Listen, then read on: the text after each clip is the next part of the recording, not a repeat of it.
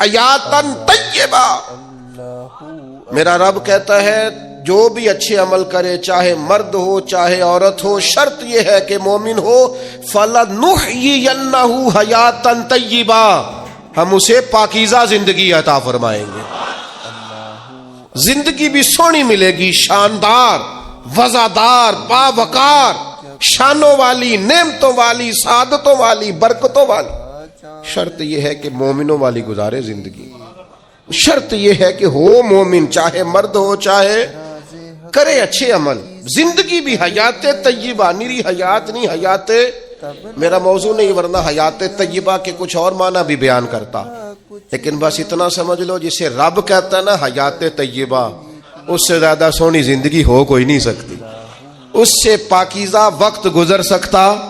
اچھا، اس آیہ کریمہ میں جنت کا وعدہ کر کے فرمایا وَأُخْرَى تُحِبُّونَهَا، اور فرمایا ایک نعمت تمہیں اللہ اور دے گا جو تمہیں بڑی پیاری ہے، جس کو تم بڑا محبوب رکھتے ہو. ایک دوسری نعمت وہ بھی اللہ تمہیں دے گا. وہ کیا ہے؟ نصر من اللہ وفتح قریب. فرمایا اللہ کی مدد جلدی آئے گی اور فتح تمہیں قریب ہو کے نصیب ہو جائے گی. دنیا میں اللہ مدد کرے گا اور تمہیں فتح یاب کرے گا، کامیاب کرے گا. کیسے کامیاب ہو جاؤ گے؟ رزق حلال میں بھی کامیاب رہو گے، اپنی اولاد کی تربیت میں بھی کامیاب رہو گے، اپنا گھر بنانے میں بھی کامیاب رہو گے، حقوق ادا کرنے میں بھی یہ مفسرین نے لکھا ہے، وہ بیان کر رہا ہوں. تم اپنی جو تمہارے ذمے اللہ نے ذمہ داریاں لگائی ہوں گی ان میں بھی کامیاب رہو گے. یا اللہ کریں کیا؟ فرمایا وہ والی تجارت کرو جو میں نے بتائی ہے. ایک تو ایمان لاؤ، دوسرا اللہ اور اس کے رسول کے رستے میں مالو جانوں سے نصر من اللہ وفتح قریب، اللہ کی مدد اور جلدی آنے والی تمہیں فتح نصیب ہوگی. یا اللہ جنت بھی مل گئی، دنیا میں بھی کامیابی مل گئی، تو آگے بھی کچھ ملے گا. فرمایا وبشر المومنین، اے محبوب مسلمانوں کو خوشخبری سنا دے. باقی جو سب سے قیمتی چیز یہاں ملی ہے وہ یہ ملی ہے کہ رب کہتا ہے اپنے نبی کی زبان سے تمہیں خوشخبریاں سناؤں گا، محبوب کی زبان نور سے خوشخبریاں. دو ہی کام ہیں زیادہ ضروری کرنے والے، دو باتیں بیان کی. ایک تو یا ایھا الذین آمنو کہہ کے نا، پھر فرمایا کہ تؤمنون باللہ ورسولہ، اللہ اور اس کے رسول پر ایمان لاؤ. ایمان والوں سے کہہ دیا ایمان لاؤ. یا ایھا الذین آمنو کہا شروع میں، اور دوسری آیت میں انہی ایمان والوں سے مطالبہ کر دیا کہ اللہ اور اس کے رسول پر ایمان لاؤ. یہی نہیں ہوا، قرآن مجید میں دوسری جگہ پہ بھی ارشاد فرمایا یا ایھا الذین آمنو، اے ایمان والو، آمنو باللہ ورسولہ، اللہ اور اس کے رسول پر ایمان لے آؤ. اے دعوی ایمان کرنے والو، دل سے ایمان لاؤ. اے ایمان کے دعوے دارو، ایمانداروں جیسے کام کر کے دکھاؤ. اے ایمان کے نام لینے والو، ایمان دار کہلانے والو، اپنے عمل سے، کردار سے ثابت کرو کہ تم صاحب ایمان ہو. ایک ہوتا ہے دعوی ایمان، ایک ہوتی ہے صورت مومن. قرآن مجید میں جہاں بھی کہا نا ایمان والے، اس کے متصل کہا ایمان بھی لاؤ، عامل الصالحات، اور نیک اعمال بھی کرو. تاجر وہ ہوتا ہے جو تجارت کرے، استاد جو ہوتا ہے جو سبق پڑھائے، خطیب وہ ہوتا ہے جو خطابت کرے، قاری وہ ہوتا ہے جو تلاوت کرے، عابد وہ ہوتا ہے جو عبادت کرے، اور مومن وہ ہوتا ہے جو اچھے اعمال کرے. اس کے ایمان کا تقاضا ہے کہ مومنوں جیسے عمل کرے. ایک تو یہ یاد رکھیں کہ اس کی کوئی مجسم صورت نہیں ہوتی ایمان کی. اپنے دل کے اندر ہر وقت ایمان کو تازہ کریں. میں بڑی معذرت کے ساتھ ایک بات عرض کروں گا، آپ نے توجہ کرنی ہے. جن لوگوں نے صورت مومن بنا لی ہے نا، وہ سیرت مومن بھی بنائے. اسلام کی کوئی مخصوص وردی نہیں کہ آپ نے وردی پہن لیا ہے تو آپ مسلمان ہو گئے. ایمان تو روح کا رشتہ ہے، وہ تو باطن کا تعلق ہے. نجاشی بادشاہ نے کلمہ پڑھ لیا تھا اپنے ملک میں، ایک دفعہ بھی حضور سے ملنے نہیں آیا، لیکن جب اس کا انتقال ہوا تو محبوب نے اس کے شہر کی طرف رخ کر کے فرمایا صفیں بناؤ، میں اس کا جنازہ پڑھوں گا۔ یہ جو تیرے باطن کا رشتہ ہے یہ مضبوط ہونا چاہیے۔ اگرچہ ہمارا عقیدہ یہ ہے کہ حضور تو سامنے دیکھ رہے تھے نا اس کو، فرمایا محبوب نے جو میں دیکھتا ہوں وہ تم نہیں دیکھتے، دیکھ کر ہی پڑھایا ہے نبی پاک نے، لیکن حضور سید عالم نے گواہی دی کہ اگرچہ وہ آیا نہیں۔ سیدہ عائشہ صدیقہ رضی اللہ تعالیٰ عنہ بیان کرتی ہیں نجاشی کا انتقال ہوا بادشاہ کا، اگرچہ اس نے اپنا ایمان بتایا نہیں، چھپایا ہوا تھا، لیکن جب اسے دفن کیا گیا تو اس کی قبر سے نور نکلنا شروع ہو گیا۔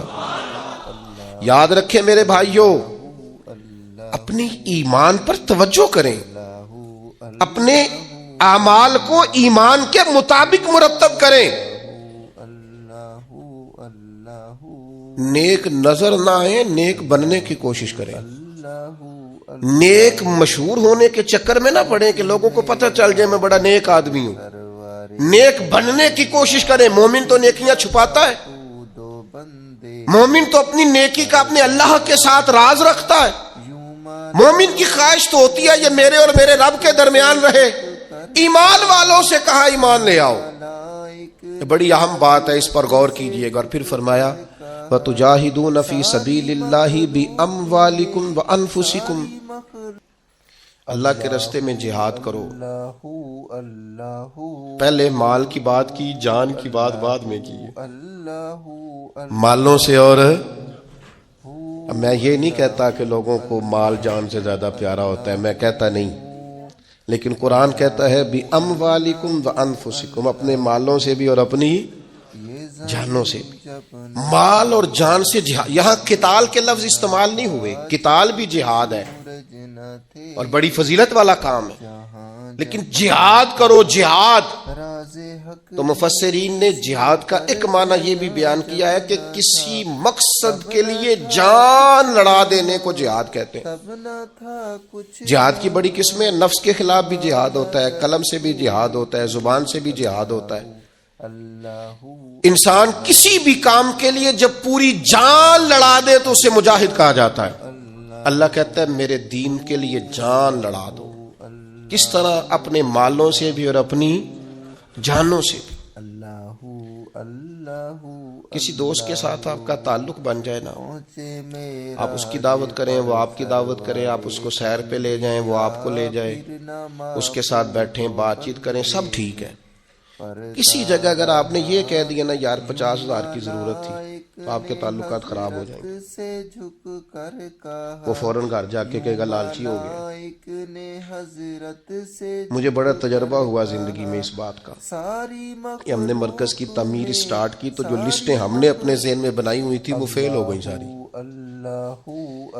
تعلقات آپ کے اتنی دیر قائم رہتے ہیں جتنی دیر آپ کسی کو کوئی مالی جانی کام آپ بتا کے دیکھیں، الجھ جاتے ہیں لوگ، پریشان ہو جاتے ہیں۔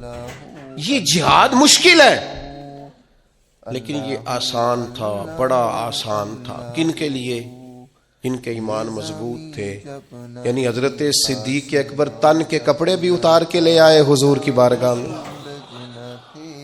ہر چیز لا کے پیش کر دی، سر پہ ٹوپی کوئی نہیں، پیروں میں جوتا کوئی نہیں، ٹاٹ کا لباس اور کانٹے لے کے ان کے ساتھ اس ٹاٹ کے لباس کو سیا ہوا ہے، لا کے حضور کی بارگاہ میں سارا کچھ جب رکھ دیا تو حضرت جبریل امین حاضر بارگاہ ہوئے، عرض کی یا رسول اللہ رب فرماتا ہے، رب فرماتا ہے، یعنی خدا بندے سے خود پوچھے، رب فرماتا ہے کہ ابو بکر سے پوچھ کے بتائیں اپنے رب سے راضی ہے کہ ناراض ہے۔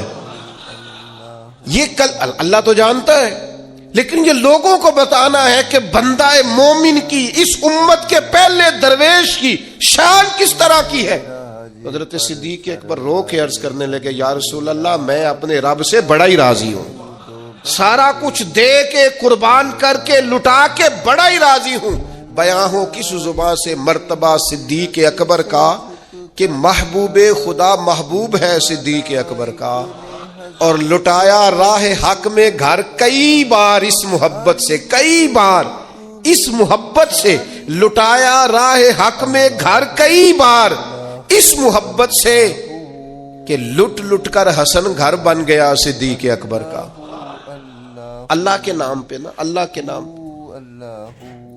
میں آپ کی خدمت میں عرض کروں، چھپی ہوئی نیکیاں بڑی قیمتی ہوتی ہیں. جن کا کسی کو پتہ نہ ہو، اصل میں وہ خزانہ ہوتا ہے. سچ بتانا، ہمارے پاس جو پیسہ سرمایہ ہوتا ہے اس کا کسی کو پتہ ہوتا ہے؟ بالا نے بھی پوری گل نہیں دسی دی، ان کا کسی کو پتہ نہیں ہوتا. اگر نیکی کو خزانہ سمجھتے ہو تو پھر کسی کو پتہ نہیں ہونا چاہیے. اور اگر آپ بتاتے کون سی چیز ہے جس کی کوئی اہمیت معاذ اللہ نہ ہو تو نیکیاں بتاتے ہو. کیا سمجھتے ہو نیکیوں کو؟ کر کے لوگوں کے سامنے اظہار کرتے ہو. کیا تم نے سمجھا ہے عبادت کو؟ دکھاتے پھرتے ہو، اظہار کرتے ہو، لوگوں کو بتا دیتے ہو میں نے یہ کام کیا ہے. اس کا مزہ لینا شروع کرو. نیکی کا سرور ہوتا ہے، کیف ہوتی ہے، لذت ہوتی ہے نیکی کی. ایک ایمان کا ایک ذائقہ ہوتا ہے، وہ ذائقہ انسان کو آنا چاہیے. اس کا مزہ انسان کو پوری طرح، یعنی حضرت عبداللہ ابن عمر رضی اللہ تعالیٰ عنہ کے نا کچھ ملازم تھے، خدام، غلام. اس زمانے بڑے مہنگے غلام خریدے جاتے تھے. تو وہ غلام کیا کرتے، وہ لمبی لمبی نمازیں شروع کر دیتے، نفل پڑھنے شروع کر دیتے. جو غلام زیادہ نفل پڑھتا حضرت عبداللہ ابن عمر آزاد کر دیتے. اب غلاموں کو کمزوری کا پتہ چل گیا، وہ لمبے نفل پڑھتے، آپ آزاد کر دیتے. ایک دن آپ کا بیٹا کہنے لگا ابا جی یہ نہ آپ کے سامنے بڑے عابد بنتے ہیں، زاہد بنتے ہیں، آپ مہربان لوگ ہیں، آپ آزاد کر دیتے ہیں، بعد میں پتہ نہیں پوری 5 بھی پڑھتے ہیں کہ نہیں، دھوکہ دیتے ہیں آپ کو. حضرت عبداللہ ابن عمر کھول کے روئے، فرمانے لگے مجھے میرے رب کے نام پہ دھوکہ دیتے ہیں نا، میں تیار ہوں دھوکہ کھانے کو. انسوں کو روز دھوکے دیں، اس کے نام پہ دھوکہ دیتے ہیں نا، میں تیار ہوں. اللہ کے نام پہ دھوکہ دیتے ہیں، بسم اللہ، میں حاضر ہوں، میں تیار ہوں. بہت پہلے میں نے بات سنائی تھی، آج میرا دل کرتا ہے پھر سناؤں. حکیم الامت مفتی احمد یار خان صاحب نعیمی رحمۃ اللہ علیہ نے تفسیر نعیمی میں لکھا ہے، جب اللہ تعالیٰ نے حضرت ابراہیم علیہ السلام کو بہت سارے اونٹ دیے، بہت ساری بکریاں دی، بہت ساری گائیں دی، اور ساتھ کہا واتخذ اللہ ابراہیم خلیلا، ہم نے ابراہیم کو دوست بنایا ہے. تو فرشتے کہنے لگے یا اللہ جسے اتنا کچھ دیں اس نے دوست تو بننا ہی ہوتا ہے. فرشتے نے کہا نا، انہوں نے پہلے بھی کہا تھا نا کہ یا اللہ یہ خون ریزیاں کریں کہ زمین میں اگر تو بنائے گا. فرمایا جاؤ جا کے میرے ابراہیم کا امتحان کر لو. فرشتہ آ گیا اور آ کے اس نے کیا کیا، وہ بیٹھ گیا، بڑی بڑی فصل تھی اس کے بیچ، اور بیٹھ کے اس نے تسبیح پڑھنی شروع کر دی، سبحان اللہ والحمد للہ لا الہ الا اللہ واللہ اکبر. اللہ کا ذکر شروع کر دیا. نہ علماں وچ پھسا سانو تو یار دی گل سنا سانو، وہ ذکر کر رہا ہے. حضرت ابراہیم علیہ السلام نے مچلتے دور، ادھر دیکھو میری طرف. بندہ خود کتنا بھی ذاکر کیوں نہ ہو، کبھی کبھی کسی کے منہ سے یار کا ذکر بڑا ہی پیارا لگتا ہے. میں نے ایک محفل میں حاضر تھا تو نعت کا نعت پڑھ رہا تھا، تیری نسبت نے سوارا میرا انداز حیات، میں اگر تیرا نہ ہوتا سگے دنیا ہوتا. سگ کا معنی کتا، اگر تیرا نہ ہوتا تو دنیا کا کتا ہوتا. میں بھی کہیں مال کما رہا ہوتا، میں بھی کہیں چکر میں پڑا ہوتا، تیری نسبت نے سوارا میرا انداز حیات. میں اگر تیرا نہ ہوتا تو کوئی سگے دنیا ہوتا. میری طرح کے کئی لوگ تھے جو کچھ نہیں ہیں اور اس کے نام پر بڑا کچھ ہے.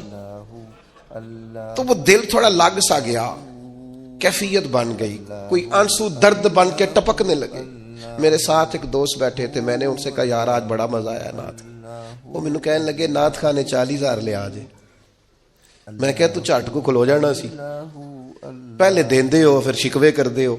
اور میں نے کہا ذرا ٹھہر جا، ٹھہر کے بتا، تھوڑا مزہ تو لے لینے دے. کبھی کبھی کسی کے منہ سے سننا اچھا بڑا لگتا ہے. کہنے لگا جی نہیں یہ ہوتا ہی نہیں، جن دن پہلو کرائیے نا. میں پھر دیکھے نا کبھی کبھی ذوق عروج پہ ہوتا ہے. میں نے اسے کہا بات سن میری، میں بھی خلاف ہوں یہ جو ڈیمانڈ کرتے ہیں، جو دیتے ہیں، بڑا غلط کرتے ہیں. السلام علیکم دوستو، اگر ہمارے چینل کی ویڈیو اچھی لگی ہو تو ہمارے چینل کو ضرور سبسکرائب کریں اور گھنٹی والے نشان کو دبائیں. جزاک اللہ، ماشاء اللہ، خوش رہیں، آباد رہیں.